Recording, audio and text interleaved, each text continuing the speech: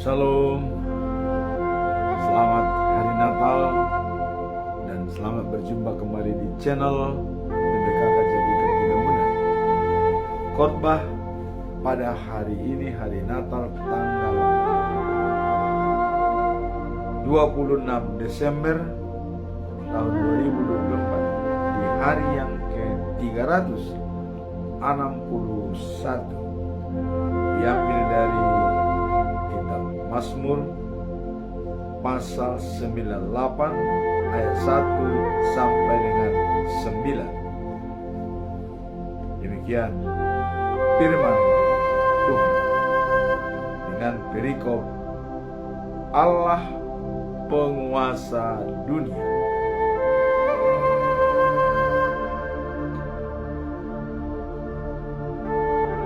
Firman Tuhan diambil dari Mazmur pasal 98 ayat 1 sampai dengan 9. Demikian firman Tuhan. Nyanyikanlah nyanyian baru bagi Tuhan, sebab Ia telah melakukan perbuatan-perbuatan yang ajaib. Keselamatan telah dikerjakan kepadanya oleh tangan kanannya, oleh lengannya yang kudus. Tuhan telah memperkenalkan keselamatan yang daripadanya, telah menyatakan keadilannya di depan mata bangsa-bangsa. Ia mengingat kasih setia dan kesetiaannya terhadap kaum Israel. Segala ujung bumi telah melihat keselamatan yang daripada Allah kita. Bersorak-soraklah bagi Tuhan, hai seluruh bumi.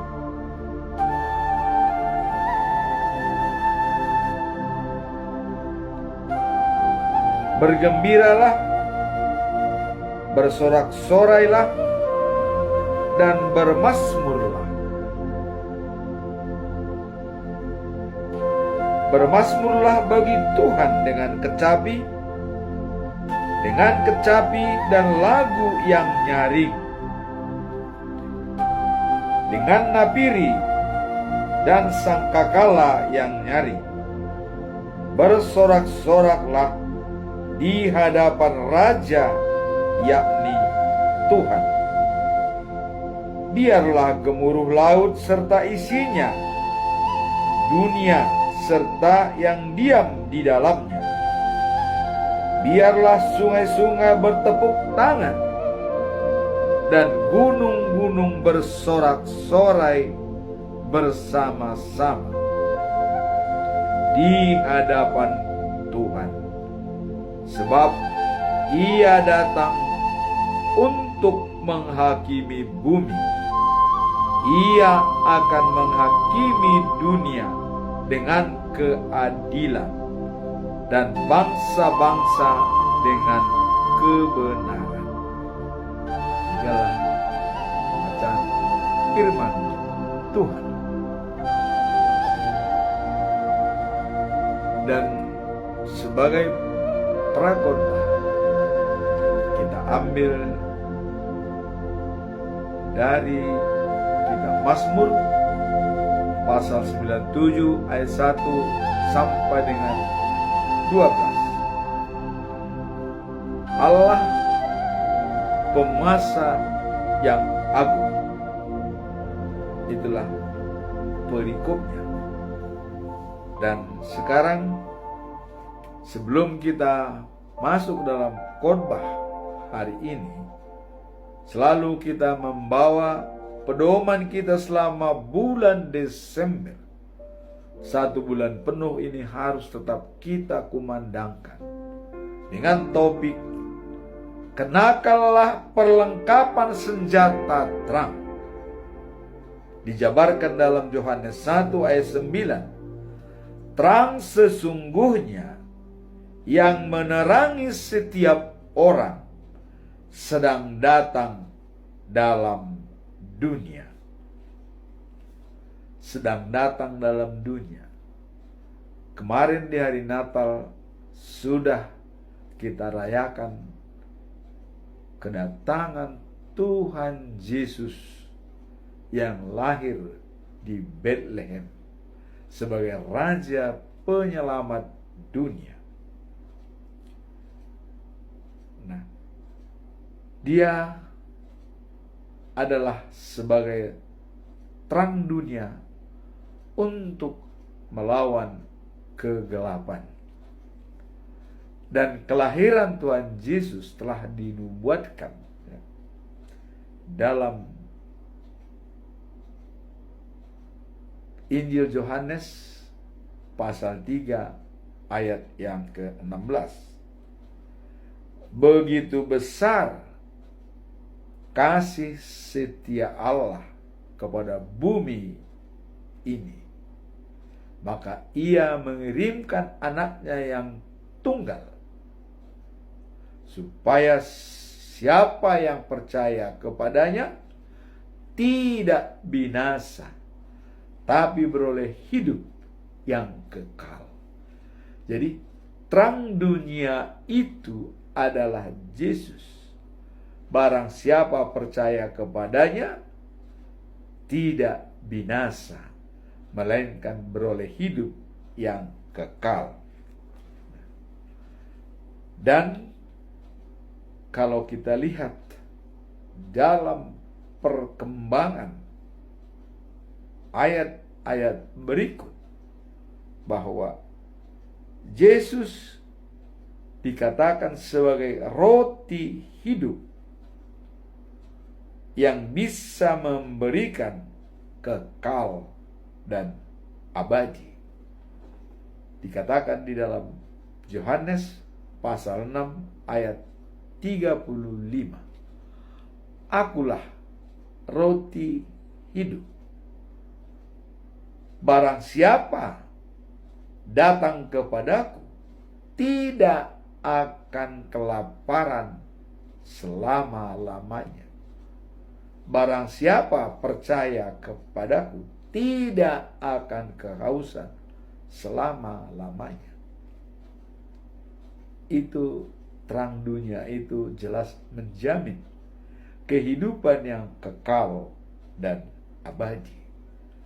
Nah, kemudian pada waktu Yesus sudah berada di dunia dan akan meninggalkan dunia setelah Dia bangkit dari kuburan, Yesus berpesan kepada murid-muridnya, jangan gelisah, karena saya akan pergi untuk menyediakan tempat bagimu, karena di surga banyak tempat. Dan aku akan pergi dan akan datang kembali. Kemudian Thomas mencoba menganalisa kata-kata Yesus. Bagaimana jalan ke sana? Yesus mengatakan, akulah jalan, kebenaran, dan hidup. Tidak ada yang sampai kepada Bapa tanpa melalui aku. Lantas Filipus mencoba menjelaskan sampai kepada Bapa. Tunjukkan Bapa itu kepada kami, supaya kami puas, kata Filipus. Yesus mengatakan, Filipus, sudah begitu lama engkau bersama dengan saya, tapi masih belum mengenal saya, siapa saya sebenarnya. Ini dikatakan oleh Yesus. Dan di sini Yesus sudah mulai berterus terang karena Dia akan bangkit atau naik ke surga. Maka Yesus mengatakan dengan jelas, melihat aku sama dengan melihat Bapa. Jadi sudah jelas, melihat Yesus sama dengan melihat Bapa. Berarti Yesus sama dengan Bapa. Dan dilanjutkan oleh Yesus, percayalah kepadaku dan percayalah kepada Bapa. Aku bersatu di dalam Bapa dan Bapa bersatu dengan aku. Jadi mau cari kemana lagi Bapa itu? Inilah kata daripada Yesus.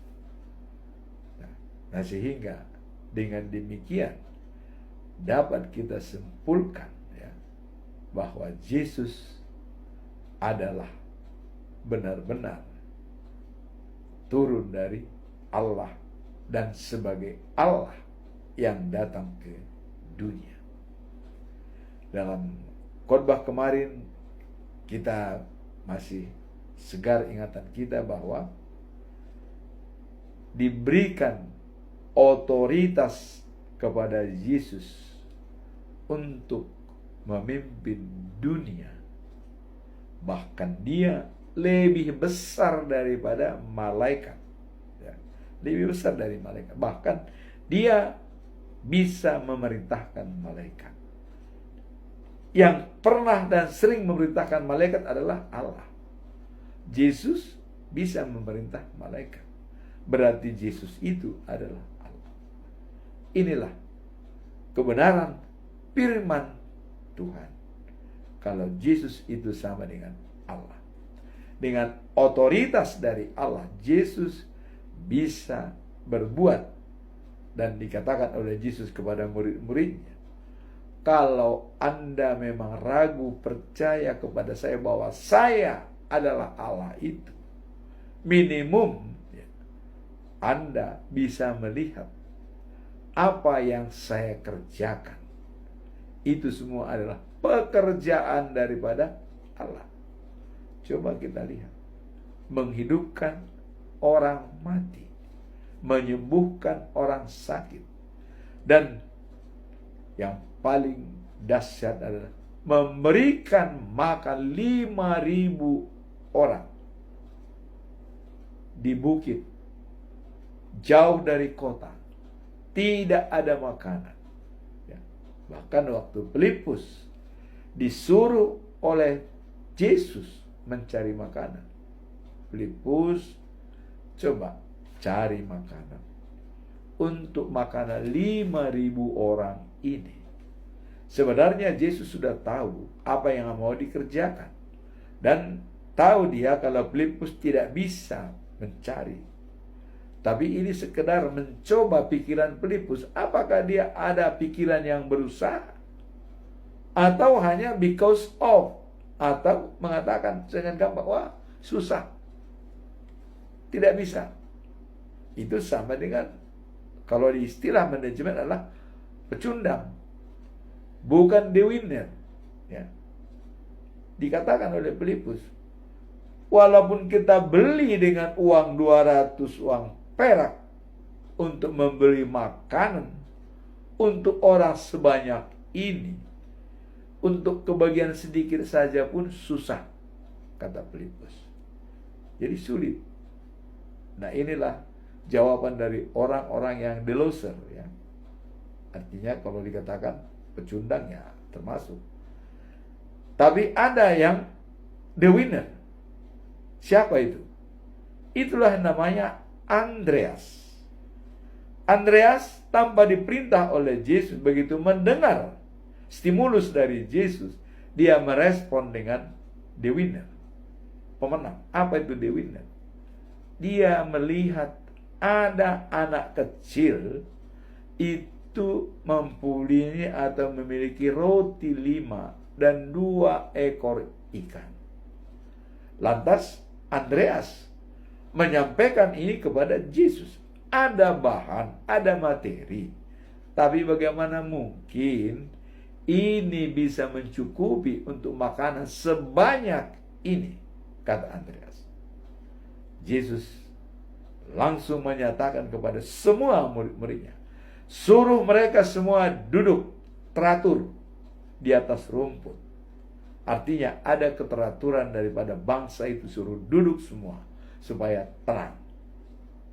Yesus mengambil 5 roti dan 2 ekor ikan, lalu mengucap syukur kepada Allah dan berdoa. Akhirnya 5 roti dan 2 ikan bisa mencukupi makan untuk 5.000 orang. Mereka disuruh makan sepuasnya, jangan ada yang lapar. Setelah itu selesai, mereka makan semua dan ada kelebihan 12 keranjang lagi. Itulah kebesaran Raja Penyelamat dunia yang datang itu. Dan dikatakan bahwa terang sesungguhnya yang menyerangi setiap orang sedang datang dalam dunia. Di hari Natal ini, Juru Selamat dunia itu sudah datang, sudah bersama-sama dengan kita. Maka apa yang harus kita lakukan? Kalau kita lihat apa makna dan pesan moral dari khotbah, ya, Mazmur 98 ayat 1 sampai 9. Allah penguasa dunia. Ayat ini menggambarkan tentang, ya, penguasaan Allah atas seluruh dunia. Jadi menggambarkan atas kuasa dan penguasaan Allah atas seluruh dunia, serta, ya, mengajak kita untuk berusaha atas kebesaran Allah dan memujinya. Nah, kemudian apa makna daripada ayat ini yang mengatakan tentang kuasa dan penguasaan Allah atas seluruh dunia, serta mengajak kita untuk berusaha memujinya? Makna daripada perikop ini kita lihat bahwa kita harus cermat mengenali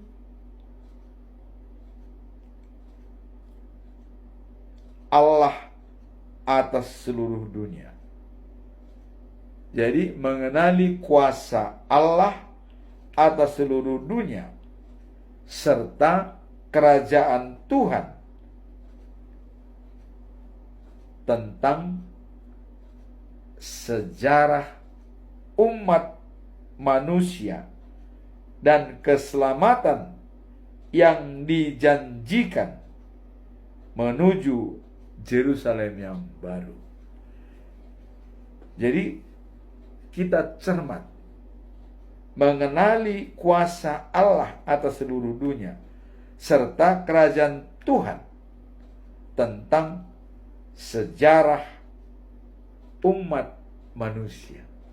Bagaimana sejarah umat manusia diciptakan oleh Tuhan dan dipelihara sejak penciptaan Nabi Adam sampai pada kelahiran Tuhan Yesus Kristus.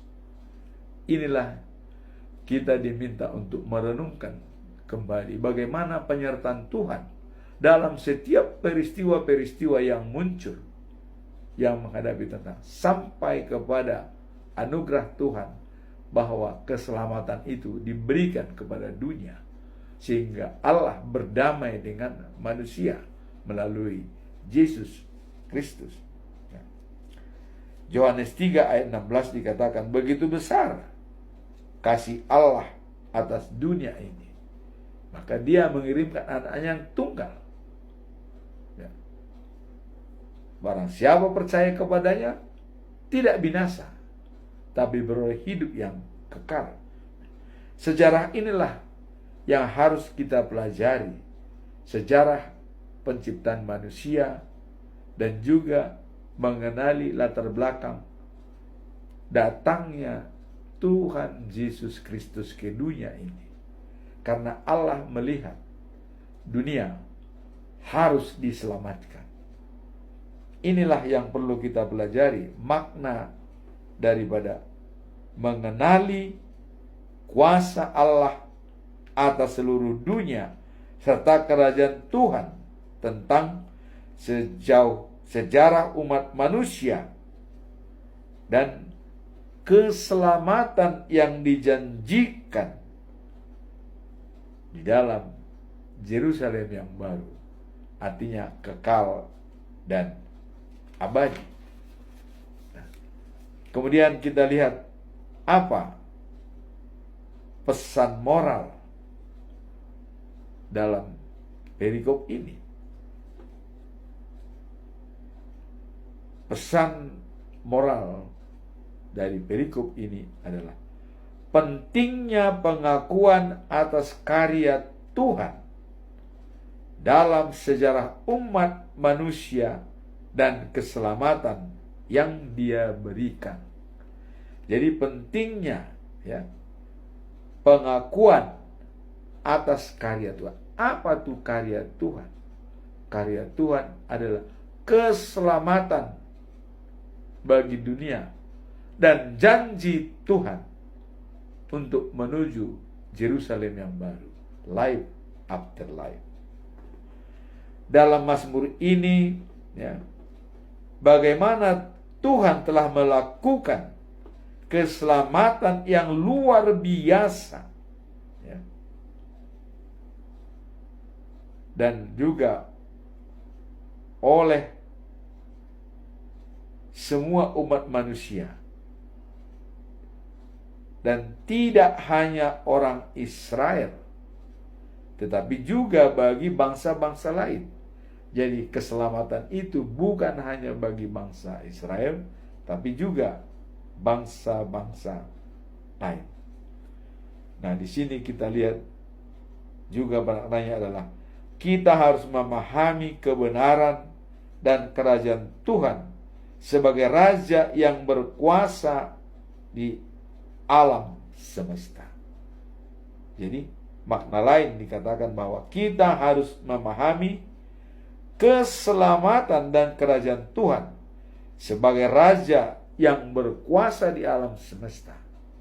Jadi tadi dikatakan penguasa dunia, maka kita juga harus melihat makna tersebut ya, bahwa harus memahami kebenaran dan kerajaan Tuhan sebagai raja yang berkuasa di alam semesta. Kemudian sebagai pesan moral tambahan, keteguhan iman kepada Tuhan dan kerajaannya, bahwa Dia selalu ada ya, bahkan dalam situasi yang sulit sekalipun.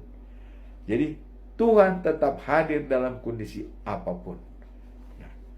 Kalau kita lihat tadi di dalam Mazmur 98 ayat 1 sampai 9 ya, Tuhan telah memperkenalkan keselamatan yang daripadanya telah mengatakan kedatangannya di depan mata bangsa-bangsa. Ia mengingat kasih setia dan kesetiaannya terhadap kaum Israel. Segala ujung bumi telah melihat keselamatan yang daripada Allah kita.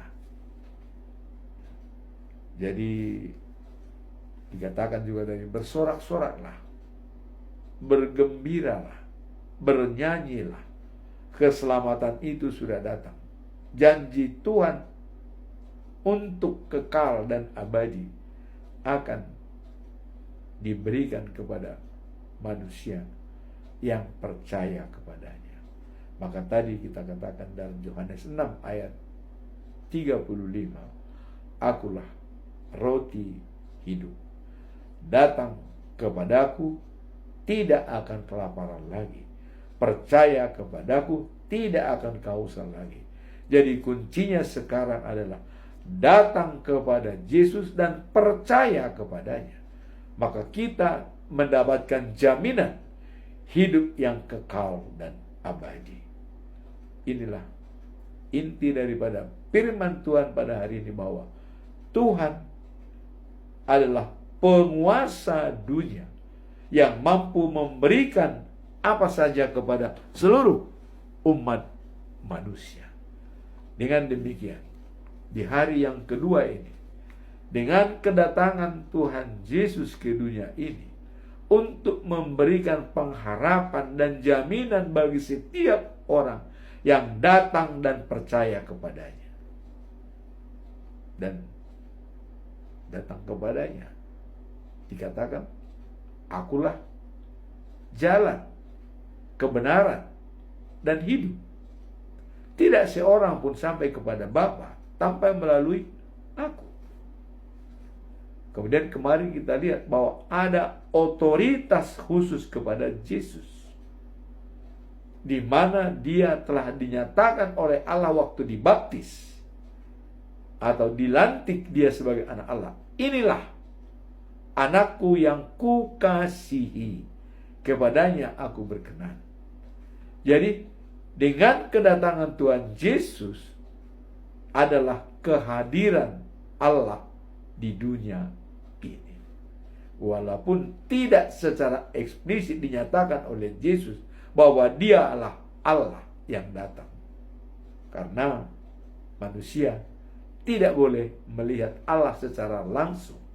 Karena ada tertulis, ya, kalau Allah itu sendiri datang ke dunia dengan siang hari tiang awan dan malam hari tiang api, maka tidak mungkin kita bisa bertemu dengan dia. Orang akan takut. Maka Tuhan Allah memberikan anaknya yang tunggal.